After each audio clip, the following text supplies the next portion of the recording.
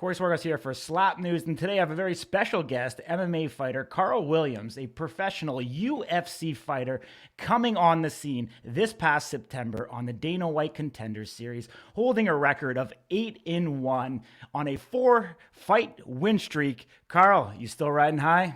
Yes, sir. Having a good time. Barbecued yesterday. Had a good time yesterday. So yeah, definitely still riding the win.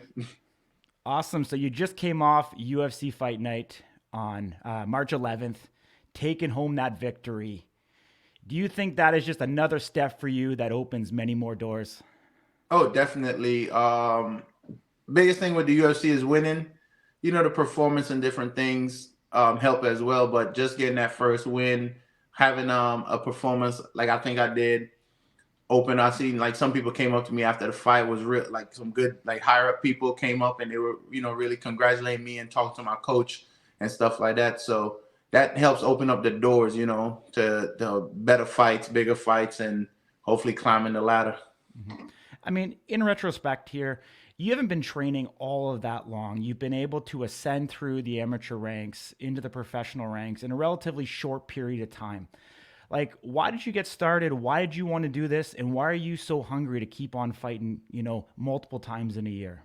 I just, me personally, I just like to compete. I keep telling, hopefully people respect it, but I just like to compete in whatever sport I do. I want to try to be the best or at least get close to it and do my best, see how far I can push my body in any sport. I was actually trying to get back into wrestling. I was truck driving at the time, trying to get back in shape. Once I got in shape, I was like, well, you look pretty good still. So let's try to see what we can do. Called up Cody Durden and say, hey man, looking for a gym to train wrestling at.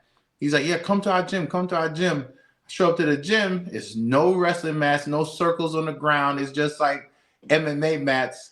Start training, and I just stayed in the gym. I'll go to the pro practice during the day. Then in the afternoon, I'll go to all the amateur classes, beginner classes, jiu-jitsu, Muay Thai, and I just kept training. And then was lucky enough to go to Thailand.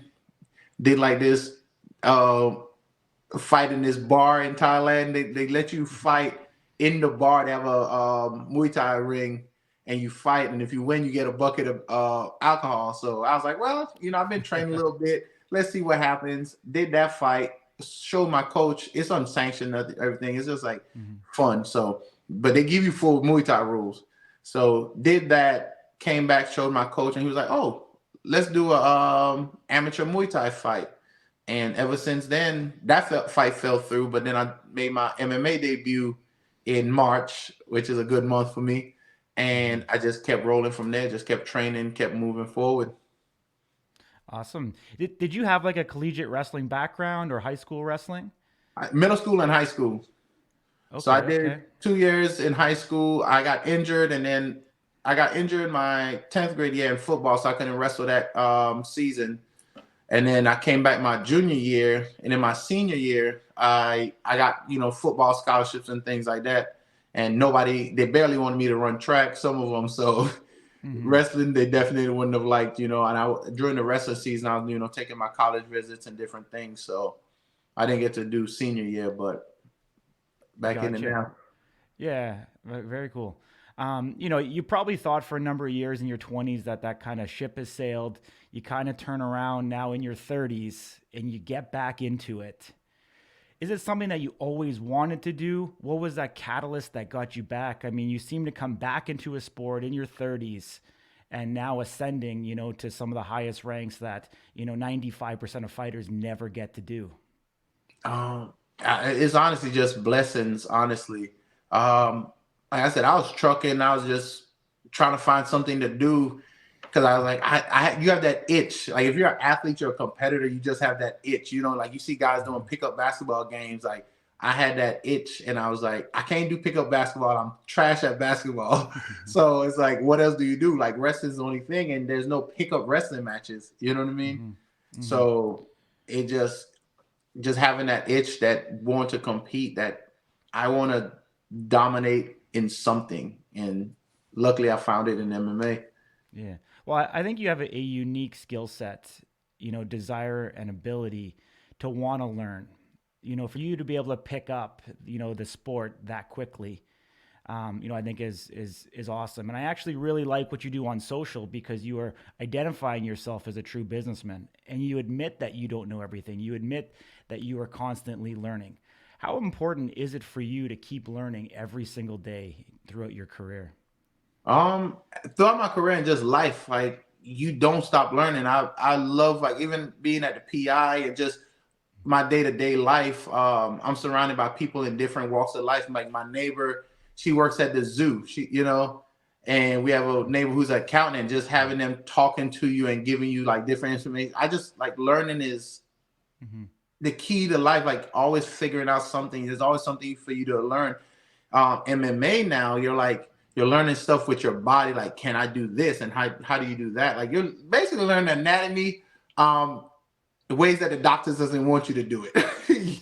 You break some, you pull some, you learn about your MCL, ACL, tibula, you learn about all this stuff. But MMA is just every day you go in there and you think you know something, and then like somebody tells you no, like let's change that. Or you could go in there and be like great. Let's say leg locks. You're great at leg locks. You've been leg locking people for 5 years, and now all of a sudden everybody learns leg locks, and then they modify something, and now like you can't leg lock nobody for another 5 years. Like you can't get it good, and now you have to like relearn, reteach. Oh, it keeps you young, especially. But they told me I'm old, so well, old man, it keeps me young.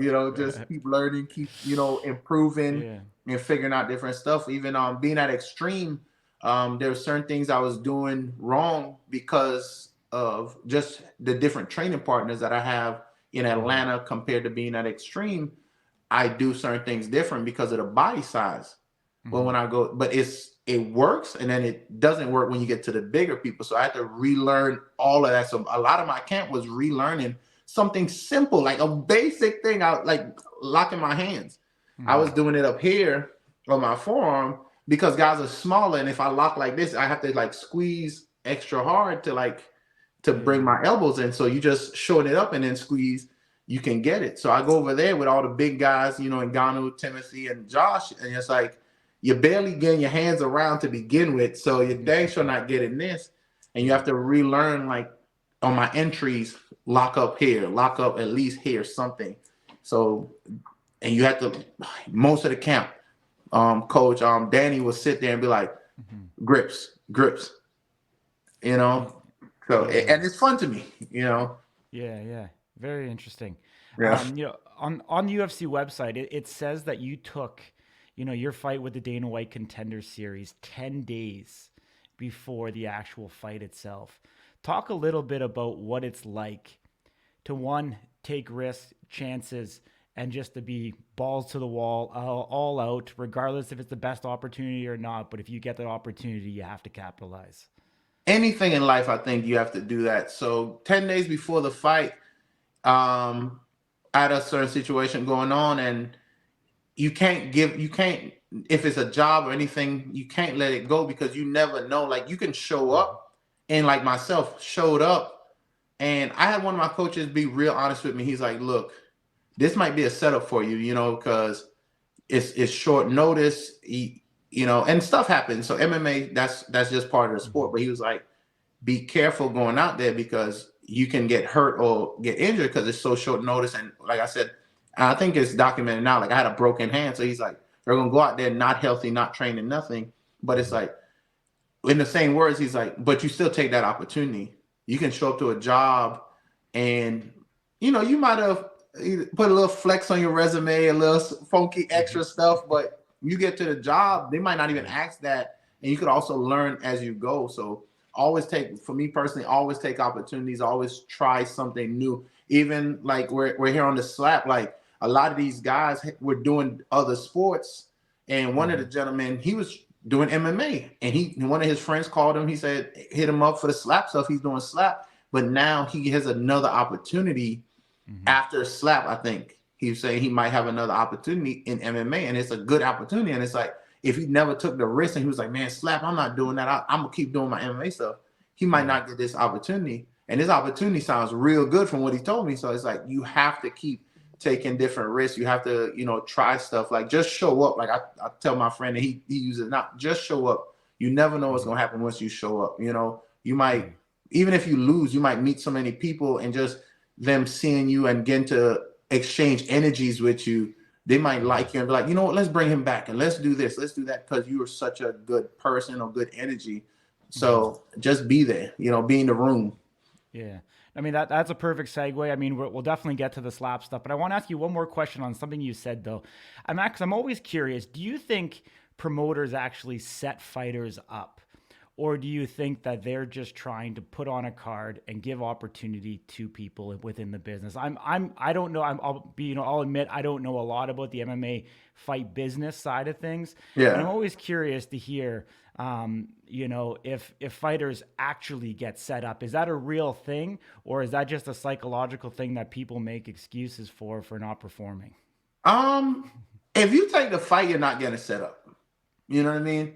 It might be a bad opportunity, but if you take the fight, you're not getting set up, you know, but you might get set up in, let's say you've been asking for a fight for 6 months, you know, and then they wait like the week of, for your same weight class, week of, and be like, hey, do you want to fight this person? It's like, why didn't you give me this fight weeks ago? You know, so I could have prepared for it, but you give me like a 7, because I've fought short notice fights before because of different situations. So sometimes, and it could be other stuff, you know, it's so much in the business that goes on. Like, this person might have more followers. I'm terrible with followers. So I might be a decent fighter, and I like in the moment, the crowd likes the slams and different stuff. But if you're looking at ticket sales, Karl Williams might not be the person you book on a certain region. So, but if he has to fill in, well, we already got those ticket sales because the original person sold tickets. Now they're out. We're not going to refund tickets sometimes. So now we got the ticket sales. Now we just got to put on a fight. Throw Karl in there. He's going to most likely, most of the time, accept the fight, and he's going to be there. So, but so once you sign a contract, I don't think you're getting set up, because you have opportunity to look up the fight. You have opportunity to do your study. And I accept most of all my fights, but I give them to my coaches after that and my management. I'm like, hey coach, what do you think about this guy? And then my coaches will tell me no, because I have a problem of not saying no to certain things. So they're like, you want to fight in Ghana? Which I wouldn't. But let's say there's like, you want to fight Jones? And I'm like, sure. My management was like, let's get a few more fights first before you try to work against a champion. But I'm like, I'll just go. Like, if I lose, I lose. But then at least I'll learn something from there. I'll be able to feel, Jones's energy. I'll be able to feel that atmosphere, and then be able to come back and be better. So, yeah. Totally. Definitely getting out of your comfort zone, growing, learning, adapting. For people that don't realize, so the UFC, held the fight night in the same city at different venues on the same night as Power Slap 1. Yeah. That, they had both athletes in the same hotel in Las Vegas for the entire week, doing media, press, medicals, all of that stuff. Karl, seeing the slap fighters in the hotel, what did you think of them? They got a lot more gusto than I do. But I mean, all of them, I'll say this, every single athlete I've met was nice. They had a good backstory, and they weren't just guys you pick up off the street. Like I said, one guy was doing MMA, one guy, like, they were doing stuff, So yeah, for sure. I mean, we see Robert Trujillo, who has a 5-0 MMA professional record. And after every victory, he's calling out Dana White, saying that he wants on the Ultimate Fighter. And I actually think they're going to give it to him one day. He keeps showing up and showing out. I think with Slap, I mean, from this event, the highest grossing, competitor on the card netted 40,000 USD. So for the first event, I think that's quite incredible. To see wide range of background for these guys. Do you have any, did you get a chance to watch, either the replay of the Power Slap at all? No, because like for us, like you said, they were going simultaneously. So I only recently even got to watch a lot of my fight back, and I still got to actually sit down and watch it. because they were like, I think they said Dana was at our fight, and then he like hopped in the truck, hopped in the van, and was gone for the slap event, you know. So I didn't get to watch it. I seen like some of the highlights, but I didn't get to sit down and watch it yet. Yeah. You know, from an MMA perspective, do you view these athletes in the slap game as athletes, and do you view the sport as sport? They're athletes. They're performing. It's a weird one, but I mean, we got, what's the one when you put the thing on the ice and they like scrub the floor with the stuff? Curling. Curling. Yeah. So we got curling. So you never, you know, people are performing and people are training and doing stuff to get ready for it. So I'm not a book person, so I don't know the definition of athlete, but if you're, to me, if you're sitting there training and getting ready for an event to compete, you're an athlete. You know what I mean? The sport is, like I said, I wouldn't do it just on the fact of you have to sit there. My nerves are too bad. If you watch me fight, I'm ducking punches as much as I can and slipping. Like, you can't move. So you got, like I said, you got more gusto because you literally have to just stand there. And it's like, I'm going to take your best shot and I'm going to give you my best shot. Most fighters, I'll say most fighters won't sit there for it. Like, even like if you tell somebody like, okay, let me just give you one to the stomach, they're not going to stand there.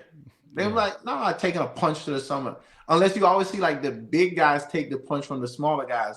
But if it's like two heavyweights sitting there like, yeah, let's just hit each other in the gut, they're not going to do it. So imagine taking a slap to the face. Yeah. It's a whole different sport. Yeah. So yeah, well, I do say it's a sport. Yeah. Yeah, I mean, definitely the psychology of it. Definitely, you know, you've got to have balls of steel to get up there. You know, the debate is that, you know, you take 3 slaps versus taking, you know, 400 or 500, you know, strikes within MMA or boxing in any one particular event.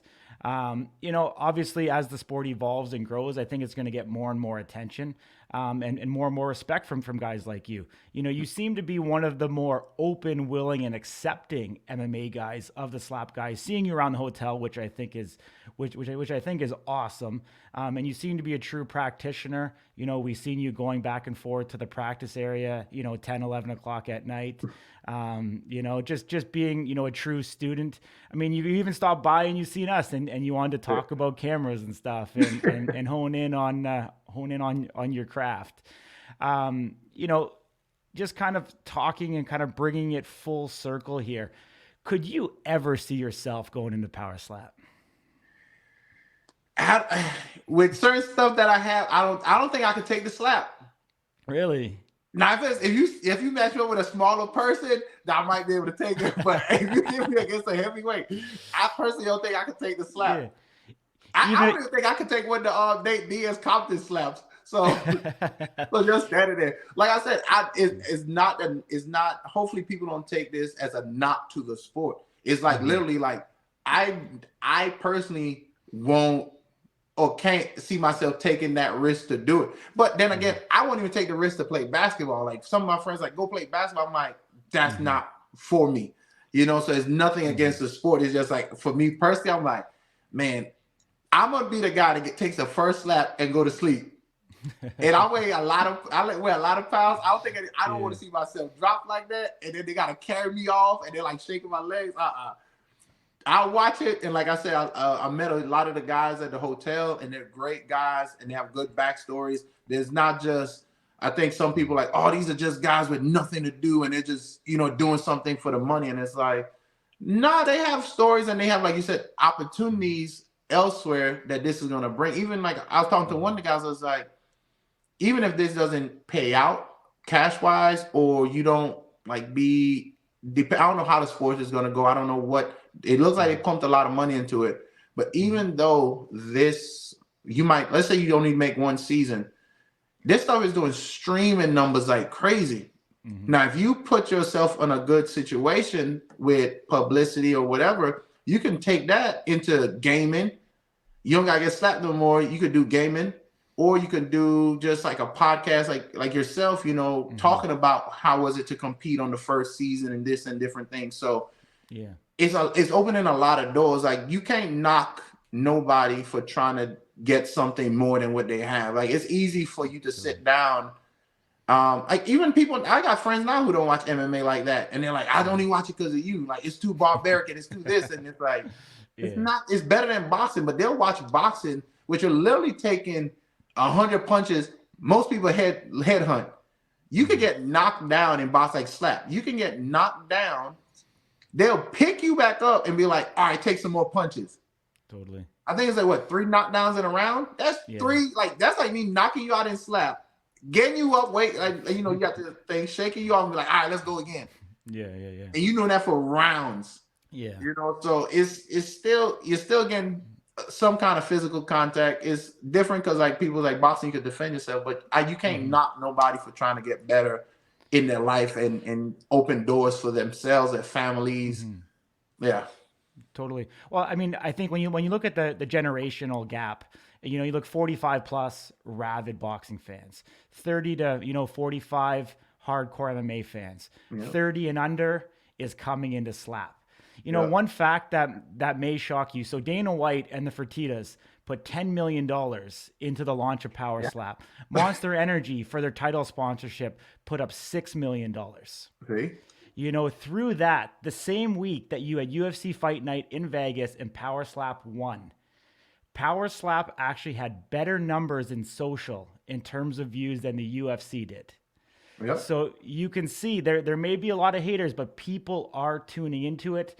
There's the shock and awe. The attention span of consumers is shrinking, and it's instant gratification for somebody. It's made for TikTok. Within 10, 15 seconds, you get the lead up, you get the anticipation, and you get that instant gratification of a knockout.